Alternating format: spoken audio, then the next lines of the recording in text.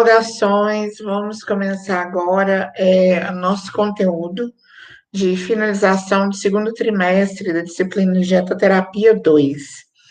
Nós vamos falar agora sobre insuficiência renal crônica, né? Ou doença renal crônica, ou doença renal terminal. São várias nomenclaturas que se aplicam a essa condição. E como já discutimos, né, no início desse ano, nós veríamos nessa disciplina uma série de doenças crônicas, ou seja, doenças em que, na maioria das vezes, não há um procedimento de cura, e sim um manejo, né, um controle ao longo, né, da vida do paciente. Então, começamos, né, a insuficiência renal crônica nos primórdios, né, falando da função do rim. E aí a gente tem um texto, né, do Ministério da Saúde que diz que a principal função do rim é remover resíduos e excesso de água do organismo. Então, o rim funciona como se ele fosse um grande filtro, né? E aí, nesse grande filtro, nesses vasos sanguíneos que vocês podem observar aqui na figura, há a passagem de sangue, a filtragem de água e de substâncias que são excretadas, aquilo que é inadequado para o seu organismo é eliminado na urina, e aquilo que é benéfico, que deve ser mantido na estrutura corporal, é reabsorvido e volta para a corrente sanguínea novamente. Além da filtração, né, dessa remoção de excesso de resíduos e água, o rim também atua produzindo hormônios, como a eritropoetina, né, responsável pelo processo de síntese de células vermelhas no corpo. Ele é responsável pelo controle do equilíbrio hidroeletrolítico, ou seja, o equilíbrio que existe entre água e eletrólitos no organismo, pelo metabolismo ácido básico, mantendo o pH sanguíneo, e pelo controle da pressão arterial. Então, vamos entrar na patologia propriamente dita. Quando a gente fala em insuficiência renal, o próprio nome, né, a etimologia da palavra, nos mostra que é uma situação onde o rim vai apresentar o quê? Incapacidade de funcionamento pleno, né? Então, ele vai perder a capacidade de realizar ou desempenhar as funções básicas. A gente tem dois tipos de insuficiência renal. A gente tem a insuficiência renal aguda, que vai ocorrer, né, de maneira repentina, súbita, e a insuficiência renal crônica, que vai acontecer lentamente, progressivamente, porém de forma irreversível. Na insuficiência renal crônica, nós temos dois tipos.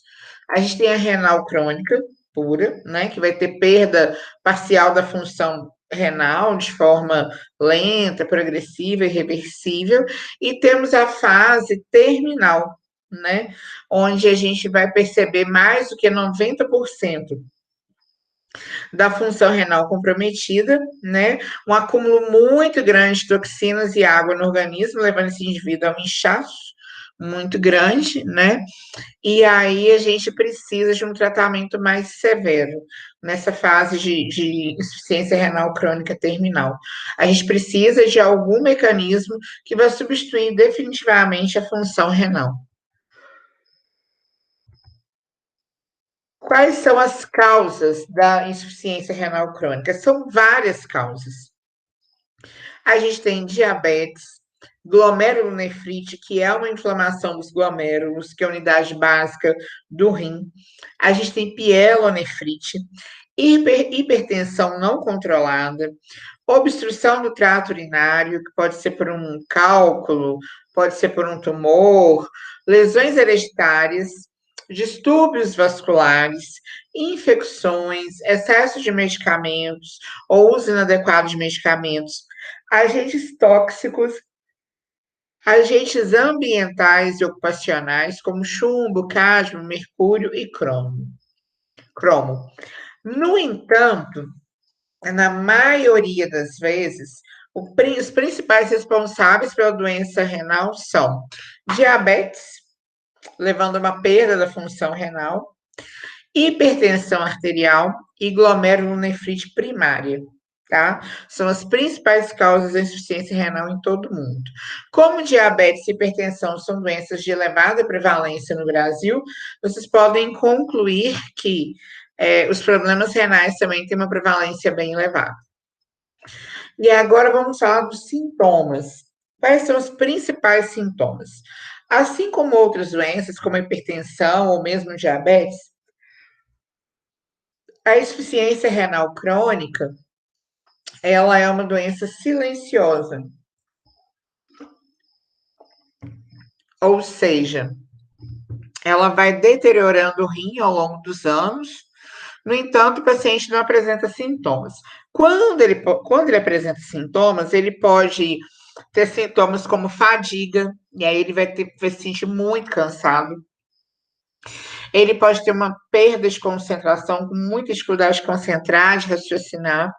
Ele pode apresentar apetite reduzido, dificuldade para dormir, câimbras à noite, pés e tornozelos inchados, inchaço ao redor dos olhos, né, especialmente de manhã, pele seca e irritada e urina com mais frequência, especialmente à noite. No entanto, se a gente observar esses sintomas, vocês vão ver que esse cansaço, perda de energia, né, essa apatia é muito comum, por exemplo, quando a pessoa trabalha muito. A dificuldade para concentrar pode ocorrer em várias situações, inclusive situações de estresse também.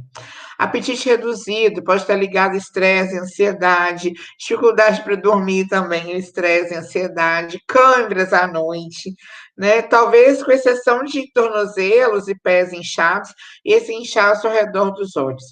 Mas tirando essas duas condições, com exceção delas, pele seca irritada e urina com mais frequência, a gente vai observar esses sintomas em vários tipos de condições que não se relacionam a nenhuma alteração renal. Então, é difícil identificar de pronto imediato. O tratamento.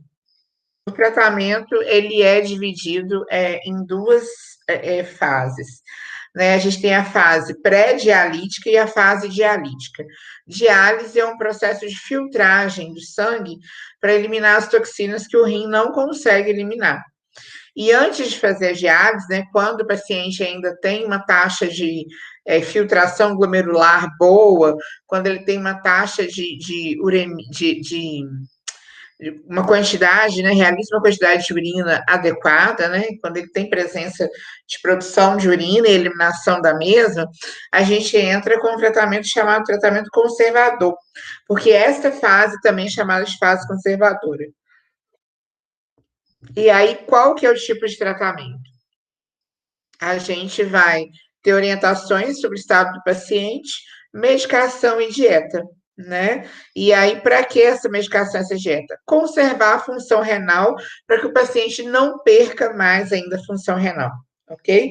E dessa forma, vai se retardando e evitando o início da diálise, porque é uma fase sem volta, né? Depois de instalada a diálise, dificilmente o paciente vai abandonar a diálise e retornar ao ritmo normal de filtração glomerular sem auxílio de máquinas. A gente tem também, além da diálise, em última instância, o transplante renal, né? Então, um paciente compatível com outro vai doar um dos rins. Esse paciente pode estar vivo ou morto, e esse paciente que recebe o rim, depois de feita a cirurgia, esse rim novo começa a funcionar e realiza a função de filtração, dentre outras, normalmente. Né? Em algumas situações, o paciente recebe o rim com 2 rins já quase paralisados e apenas um rim doado executa toda a função. Adapta-se a isso. E agora nós vamos falar do tratamento dialítico. Nós temos 2 tipos de tratamento dialítico. O primeiro deles é a hemodiálise. Né? A hemodiálise é uma diálise de filtração do sangue com utilização de uma máquina, né? Então, a gente tem uma máquina de diálise, né? O sangue, ele é retirado, né, de um vaso de grande calibre, passa pela máquina, a máquina filtra esse sangue e o sangue retorna de novo para o organismo do indivíduo, já filtrado e devidamente limpo. Então, é como se fosse um rim artificial externo. Agora, no caso da diálise, a gente já tem um tratamento que ele é invasivo também, né, assim como a hemodiálise, mas ele é mais simples e o paciente pode fazer em casa, né, desde que a família ou a equipe de enfermagem que cuide dele tenha sido orientada. E aí, esse paciente ganha mais liberdade de sobrevida, né? Ele ganha uma sobrevida melhor. Ele pode sair, ele pode trabalhar, ele vai ter os horários definidos para realizar diálise ao longo do dia, né? Ele não vai ficar preso a uma máquina e ele vai poder realizar esse tratamento na cidade dele. Na hemodiálise, a gente tem que procurar um centro de tratamento renal que faça hemodiálise para que o paciente submeta esse tratamento. Então, aqui, por exemplo, em São João Evangelista, as pessoas que têm insuficiência renal têm que procurar ou Teoflotone, ou Valadares, ou Itabira, como centros mais próximos para realizar a hemodiálise. Não tenho certeza se em Guanhães tem, mas acredito que não. E geralmente, nesse processo de hemodiálise, o paciente vai 3 vezes por semana, né? E a duração da hemodiálise é de 3 a 4 horas. Então, se ele for até Valadares, por exemplo, são 2 horas e meia de viagem, 3 horas, mais 4 horas de hemodiálise, aí a gente já tem 7 horas, né? E mais aí 3 horas para voltar, 10 horas. Então, o paciente passa o dia inteiro ou na estrada ou realizando hemodiálise. E na diálise peritoneal, ele pode realizar esse procedimento na casa dele sem precisar se deslocar para nenhum outro tipo de cidade. O que acontece nessa diálise, né? A gente vai infundir aqui nesse paciente o dialisato, que é um líquido limpo, né, sem nenhum tipo de eletrólito ou substância tóxica ou excreta, né? Esse líquido vai ser diluído aqui na cavidade peritoneal, e aí as excretas, né, as substâncias que seriam excretadas na urina, elas passam, né, do peritônio, da corrente sanguínea, para esse dialisato. E aí depois ele é recolhido, drenado e descartado. Então, é como se fosse uma limpeza que se faz dentro do organismo e retira esse líquido com excesso de impurezas que seriam eliminadas pelo rim. Mas como o rim está doente, isso não vai ser feito. Prevenção, né? Quais são os métodos de prevenção para que o paciente não se torne um renal crônico? Primeiro é fazer exames médicos, né, de tempos em tempos, fazer um acompanhamento médico com mais afinco. Seguir o tratamento para diabetes ou pressão alta, caso o indivíduo seja diabético ou hipertenso. E aí esse tratamento compreende a adesão à dieta, utilização de medicação para reduzir a glicemia ou os níveis de pressão arterial, né? Alimentos que não vão comprometer essa condição e aí por diante. Praticar exercício físico, entre outros. Perder excesso de peso, né? Com uma dieta saudável e exercícios. Parar de fumar, se for fumante, fazer mudanças na dieta, como reduzir o sal e a quantidade de proteína. E no Brasil, a gente tem uma das dietas com o maior consumo de carne do planeta Terra. Né? A gente consome uma quantidade muito exagerada de alimentos proteicos, especialmente a carne. E limitar a ingestão de bebidas alcoólicas. Agora, como que se dá a dietoterapia dependendo, né, das fases desse paciente? Quando o paciente está na fase de tratamento conservador, a gente vai ter orientações dos médicos e dos nutricionistas. Resumindo, né? Por quê? Porque qual que é o objetivo dessa fase conservadora, onde não tem diálise, onde não tem um tratamento tão invasivo? É minimizar sintomas como náuseas, fraqueza, perda de apetite, tá? Melhorar o estado nutricional do paciente e regredir a progressão da doença, tá? Para evitar que esse paciente entre em diálise.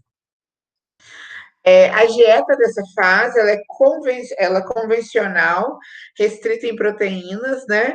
E aí a gente tem que reduzir esse consumo proteico pela metade, principalmente alguns alimentos muito ricos em proteínas, como leite, derivados e carne, né? E ela é uma dieta bem restrita, né? Aliás, perdão, pode ter dois tipos de dieta. Pode ter uma dieta convencional restrita em proteínas, né? Que vai reduzir a metade, ou uma dieta muito restrita, né? É aí tão restrita em proteínas que faz necessário o quê? Suplementar aminoácidos nessa dieta. E aí corta-se com veemência alimentos como carne vermelha, carne branca, ovos e laticínios.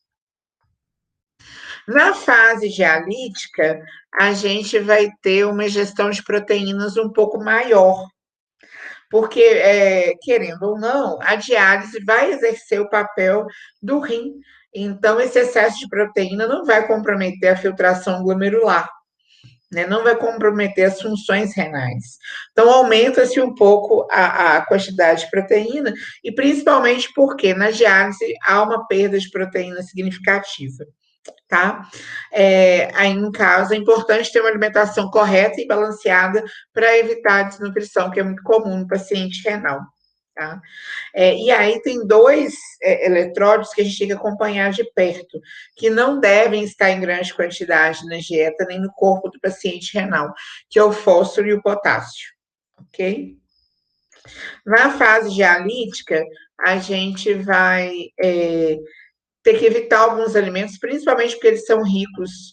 Aliás, nem porque eles são ricos, é principalmente porque eles contêm uma quantidade considerada excessiva para o paciente renal de fósforo e potássio. Então, a gente vai evitar alguns queijos, miúdos, né? Embutidos, oleaginosas, chocolates, Coca-Cola e Pepsi, né? São bebidas carbonatadas, cervejas, frutos do mar, peixes, aí tem vários tipos de peixe, e gema de ovo, tá? Continuando aqui, a gente tem outra recomendação para o paciente com doença renal, na fase dialítica ou na fase conservadora, que é evitar o consumo de verduras e legumes crus e evitar o consumo de carambola. Então, na dieta do paciente renal, as verduras e legumes serão cozidos, para a gente eliminar o excesso de sódio, de potássio, né, de fósforo, e isso não comprometer a saúde renal. Como que a gente vai fazer, então? Todo vegetal que esse paciente comer, ele tem que ser cozido em água.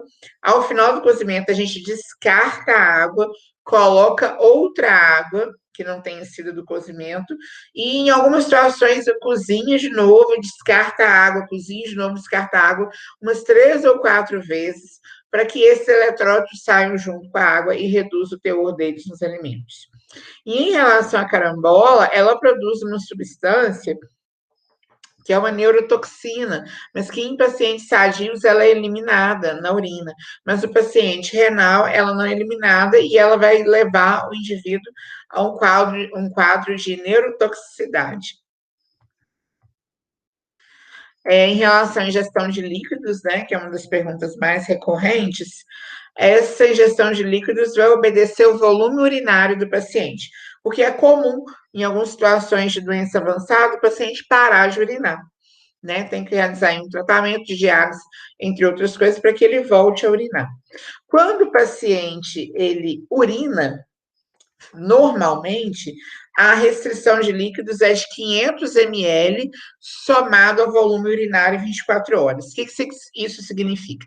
Significa que se você é um paciente renal e você urinou 2 litros, né, de urina, que não vai acontecer, mas, por exemplo, urinou 2 litros, você vai poder beber 2,5 litros de água. Mas se você é um paciente renal e urinou 750 ml de urina, você vai poder beber no máximo 1,250 litros de água. Ok? Porque aí está considerando que 500 ml vai ficar no corpo, os outros 750 vão ser eliminados normalmente. Agora, se você não urina, né, se esse paciente não urina em hipótese nenhuma, o máximo que ele vai ingerir de água é 500 ml por dia. E aí nós terminamos aqui, deixa eu encerrar o compartilhamento, nós terminamos a nossa aula doenças renais, né, para o período do ensino remoto na pandemia. Qualquer dúvida que vocês tenham, vocês podem encaminhar uma mensagem via WhatsApp ou e-mail. Inclusive, eu estou colocando essa aula com certa antecedência no Moodle, justamente para que vocês tenham acesso a ela antes da nossa última aula teórica, né? Que é na sexta-feira, dia 18, e que não manifestem suas dúvidas no período de férias, né? Porque o período de férias é o período que vocês têm reservado para o seu descanso, ok? Muito obrigada. Qualquer dúvida, vocês podem me procurar.